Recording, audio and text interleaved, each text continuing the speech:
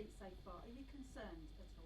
No, no, not at all. And you have to look deeper than that. Yeah, look, I'm disappointed we've lost the game, and at no point did we anticipate that happening or anything. We thought we'd get off to a good start, especially the pre-season, the group we got. But best laid plans and all that, sometimes happens. But one thing, I see real progress in how we play. I thought we were excellent Saturday. I really do. Look, you have to. It's hard to say that after you lost 3-1 away from home, and it looks like a comfortable win, but it was far from that. We were on the front foot from the first second. We could have scored from kick-off. We were right at them. We took the game to them. We pressed. We conceded against a run of play. Then we scored. Then we had hit the bar. Then we hit the post. Then Tommy Smith had a great chance. Then after half time for 20 minutes we pen them in. We have great chances again, and we just don't take them. And then mentality shifts, And I'm sure if we'd just taken one of those chances, it'd have been a different story. And that's all we got to do, because you can't continue to be unlucky or lucky or whatever it is you are. You'll end up being where your work is, and we feel we're in a decent place that way. Tommy talked afterwards about needing to improve in both boxes. Do you think it is just maybe a lack of confidence at the moment? I don't know if it's a lack of confidence, because we've got good players here, and look, we've hit the bars margins, we've hit the post margins. We've had a glorious opportunity. So it's just a bit of rhythm, bit of whatever. But over a season, everything evens out. You end up where you deserve to be. So if it's 44 games and we're in the position we are now, then trust me, for one, I won't be here, but two, we'd have deserved to be there. So it's 2 games in. History tells you that nothing's won in the first weeks of August, and that's what we have to do. But what I look deeper. I look at the performance. I look at how we played. I look at the work we do on a training pitch. Am I seeing that on a Saturday? Yes. So that's the positive. You mentioned Tom Ince there. He got the goal and his injury. Could he be a really important player for you this season? He is an important player. I mean, but they all are, because it's a squad game now. It's not just an 11-man game. It's a squad game, and we have a real strength, and that we want to get better. We want to improve. We want to be, we want to be as clinical as we possibly can. And if we did that, we'd have been out of sight. And then it was a totally different mood and totally different thing, especially in this press conference. But no, look, we're not in as bad a place as the results show, because I see real progress. Last year, we were getting through at the end of the season. We were trying to get what we can, create an environment and so on. But now it's totally different. And I saw real good work. The players believe it. We see it. I've watched the game, as I said. So I watched it live. I watched it once more, and then at half time. You should see that I wasn't delusional in any way. And I'm not. I see processes. I see real structured how we play. And I saw fluency about our play that deserved more. When you did come in last season, you did have a lot to deal with, and as you say, it was really just seeing it through to the end of the season. But has it been hard to kind of stay positive throughout that?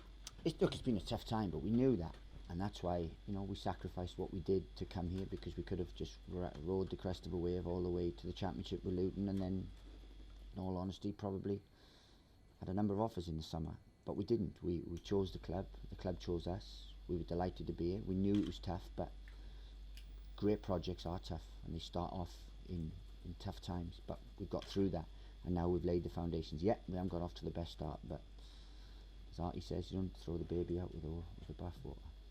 So I think perhaps maybe some people wouldn't have realised the issues you were dealing with last season, and I think there's been a real eye-opener for that. In the past few days, Ben Johnson's been speaking about the issues he had with Saido Berahino, and obviously we haven't heard from Berahino, but I think it just goes to show the real deep issues there were in terms of what players were dealing with, and perhaps team spirit, and that's something that you've had to come in to, and how difficult has that been for you? But what we kept saying is we had to create an environment and a culture here, and that's what when we come in, that's what we saw. That if you want to win, you don't just gather an expensively assembled big named squad, because that won't win you in. There has to be a culture and environment here so that people can flourish, and that's what for 4 months, that's what we tried to change, and we believe we're 75% along doing that. Now we've added different ones, which is added again, so we believe there's a good culture here. Yeah, look, there's a thing at the minute where we have to recover from setbacks, but that's probably the final hurdle, and then we can start moving forward. But there's a lot of good things being put in place. The owners are fantastic here, and praise the Lord they are, because you need time when you're changing an environment. But we believe we're on a real good path, and I saw so many positives, and I was a bit baffled after Saturday, but I saw so many positives that in 3, 4, 5 months' time we'll remember the shoots of. Was it interesting to hear Glenn Johnson being so open and talking so openly? I think it surprised a lot of people. Look, I genuinely haven't listened to it, but I obviously a lot of people have spoken. So second hand, I've heard about a few things and so on. Look, people speak as they find people. With the thing is with the media now is there's a lot of people can speak openly and so on, and I got no problem with that. All I can, if ever I need to comment on how I find people, then I'll do that. But that's fine. Look, people knew that there was the odd issue here and so on. We did, but that's in the past now. We've got to look forward. We can't look at what's gone on and so on, because there's still sort of fragments of certain things left over. But now on the whole, we've got a wonderful football club and a wonderful environment and a great changing room. And we've had to work very, very hard. And when I say we, I don't just mean me and my staff. I mean the owners. I mean, the coach family, John, Tony. I've had to really work hard to get that. You've now got another game to get ready for this week. You move away from the league to the cup. Could this be your chance to start to bring some positivity? Is this game really important in trying to get that first win? It's important because it's the next one. So yeah, of course, we want to win the game. We want to create a winning environment. We thought we did that in pre-season. It's just had a couple of setbacks. And so on, but now we have to come through that. Yeah, it's the next game, so it's a chance to put some positivity on the board. Then it's a difficult game after that, and it's a tough month now we've got. But we're fully aware of the challenges, and we're looking forward to it, because as I said, we've seen real positivity. And hard to know what to expect from Wigan. They've had a good start to the season, and then a disappointing result at the weekend. But that's the Championship, I think. I've watched Championship games, and some people's level of performance have not been as good as ours, yet they have far more points. That's the Championship for you. It's a weird thing. You haven't got to do a lot wrong to lose a game, and you haven't got to do sometimes you haven't got to do a hell of a lot different or right to win a game. So it's a real tough league to do. So look, Wigan will be a tough game. They've had obviously 2 mixed results. Great result against Cardiff, and then Preston, but Preston's a difficult place to go, really is. So look, we'll see what happens. But all we can do is prepare how Stoke City are going to play, and that's the main thing. How's your team looking injury-wise? A lot stronger than we were Friday, but we've got a strong squad anyway. But we've got people like Table back now, Tom Edra's back, James McLean back, and the only one we miss is Nick Powell out of a fully fit squad. So we've got good options, a lot to choose from. There's 1 or 2 playing catch up, in terms of Duffy. In terms of Badu and the Table, they need to play catch up, but we have them available. Obviously, we saw the deadline pass in terms of transfers last week. Is there still a possibility though that you could lose Jack Butland, because there's a lot of talk about a potential move to Europe? Has there been any approaches, any interest from European clubs in Jack? No, none. And to be honest with you, this is the I think. Pochettino said something, and I don't mean to be disrespectful. Maurizio said the other day that it's just ludicrous how a European top league window can shut 3 weeks after ours, because it can be disruptive to have it's a disruption to us to even have that named. Everyone should shut it exactly the same time, so the people, because I think European ones don't have to do their business. They don't have to be in order by the time that and it puts us at a disadvantage.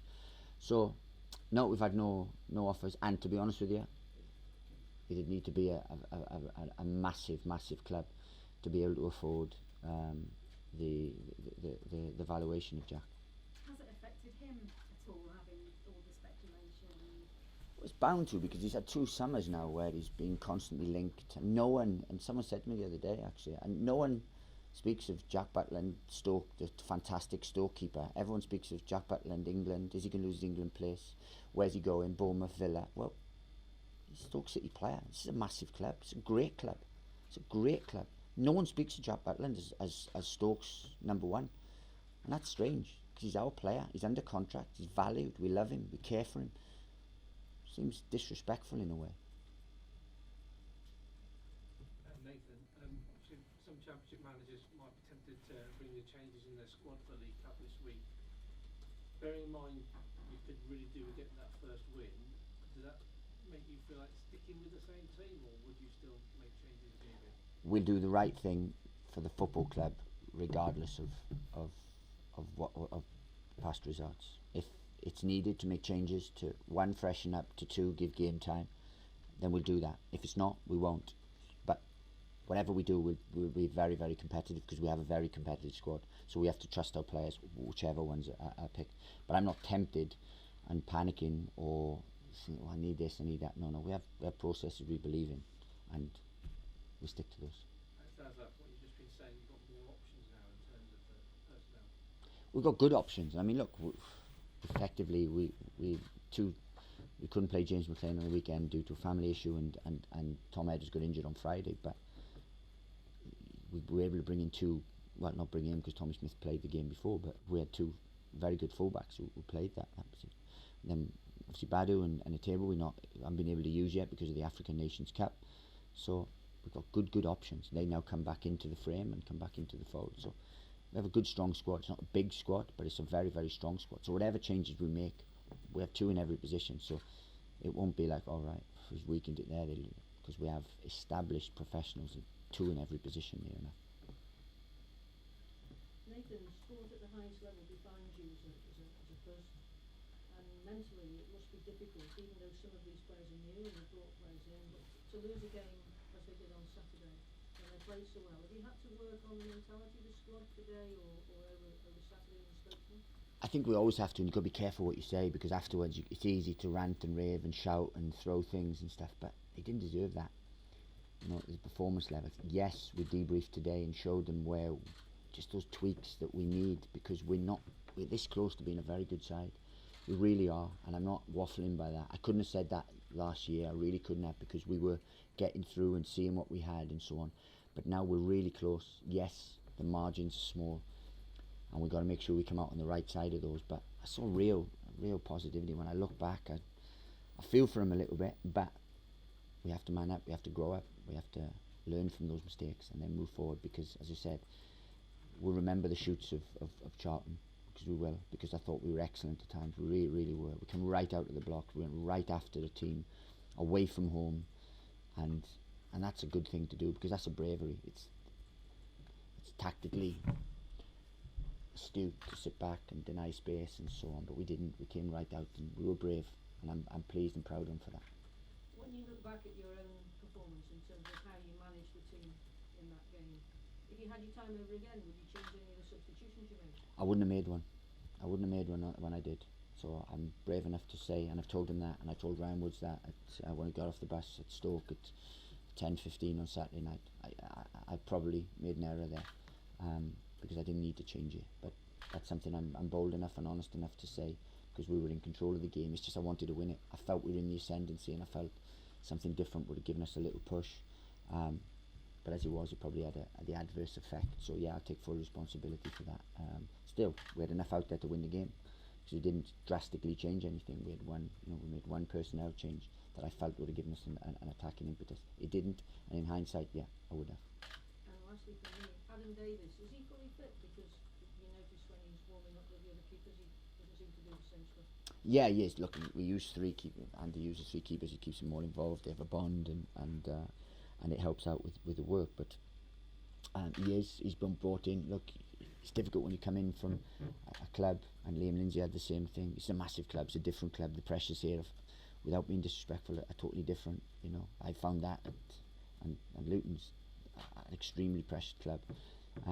So it just takes a bit of time. The others were slightly ahead of him in pre-season, but he's a wonderful keeper who's hungry, who I've spoken to, who's spoken to me, and he's not come here to be content and to be number 3. And if he's good enough to be in the top 1 or top 2, he'll play, because we have competition. There's no pecking order here.